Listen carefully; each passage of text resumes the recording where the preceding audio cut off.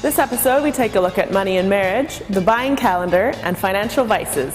This is the Living Young and Free Show, giving the 25 and under crowd tips, tricks, and hacks to get the most out of your money. Young and Free is a credit union movement that gives young people a voice, a head start, and useful information. Hi, I'm Cheryl, and welcome to episode 13. First up, we have Chris with That's What They Said.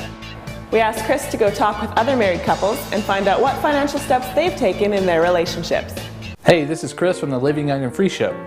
Being married is totally awesome, but it's really expensive. So I interviewed a couple other married couples to see how they prepared for the married life. Come check it out. Hey, I'm Wes, and this is my wife, Tira. And we've been married for 2 years.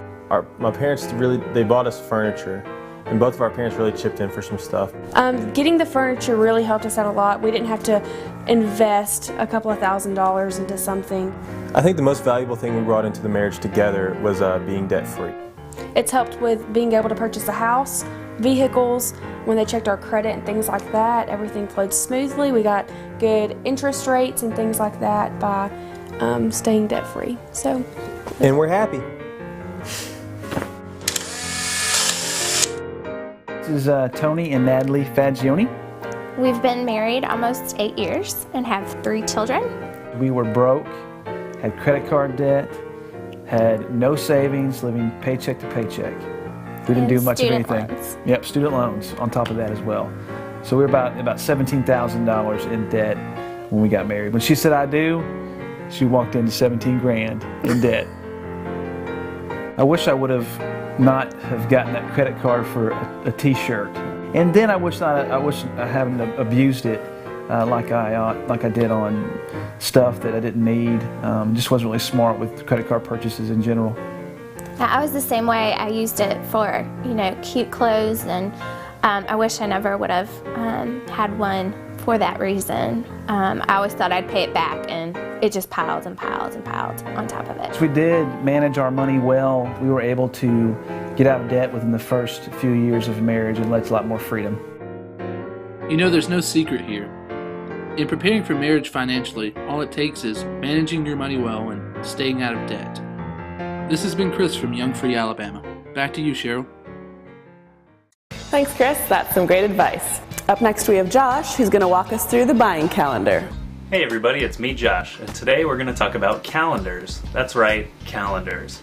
There are all kinds of calendars, including pretty calendars, informational calendars, comic calendars, calendars on your phone, and of course, the ever-popular cat calendars. Today we're going to be talking about a calendar that does more for you than just tell you what day it is. This is called the buying calendar, and it's from lifehacker.com. Basically, it goes month by month and shows you which high-price items are either discounted or on sale during that month. So for example, January has cameras and linens. And here are the rest of the months. February is the best month of the year to go get bicycles and other sports gear and tools. And after Valentine's Day, going into March, chocolate is also discounted because of Valentine's Day. March is the best time to get luggage and boats. April is the best time to go shopping for houses and televisions. May is the best month for used cars and winter gear, surprise surprise. June going into July is the best time for you to get a gym membership or furniture. August is the best month to buy a brand new lawnmower.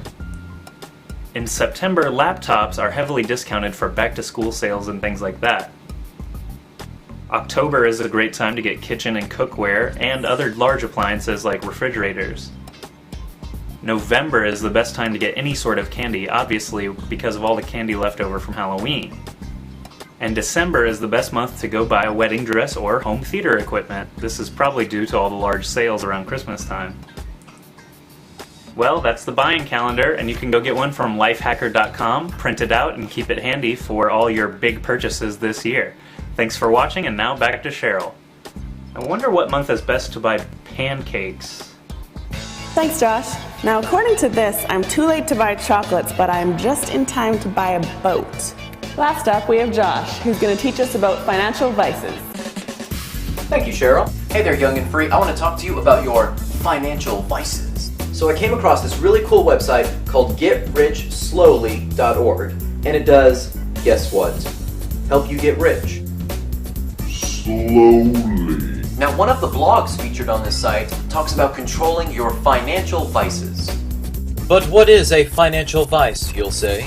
That's anything that you indulge in once in a while, like that daily cup of coffee at the cafe, or perhaps a monthly fee for an online video game, or it could even be hobby supplies, like for art. Really, almost anything that's not a necessity. Now, for starters, let's identify what your financial vice is, and we'll compare it with the 4 questions of control. Number 1, impulsiveness. Was this decision made seemingly random, or just kind of on a whim? Number 2, consistency with goals. Does it help you achieve what you're already trying to accomplish? Number 3, can you control it? Meaning, can you only do it once in a while and that's okay, or are you constantly going to have to keep up? Just one more level. And number 4, are all parties on board, be it your spouse, your friends, your family, or whoever else is involved with making this decision? Do they agree with this plan? Now let's compare the 4 questions of control with my personal hobby, road trips. Sometimes I just like to pack up my bags and head on over to Austin. Now, I admit, if I see an event going on that I want to go to, I usually just head out the door and go. I don't really ever plan these trips either. I also kind of spend a lot of money on going out to eat. But let's see how that all matches up with the 4 questions of control. Okay, so 1 out of 4 isn't exactly that good, so I'd better take it easy for now and just hang out in my own backyard. This is Josh Garrett, hoping your financial vices aren't as out of control as mine. Back to you, Cheryl. Thanks, Josh. That was some useful information for other people that have financial vices, because I don't. I don't have anything that I spend too much money on a daily basis. Nope. And that's our show. If you have any feedback or ideas for upcoming episodes, feel free to comment below or email me at livingyoungandfree@gmail.com.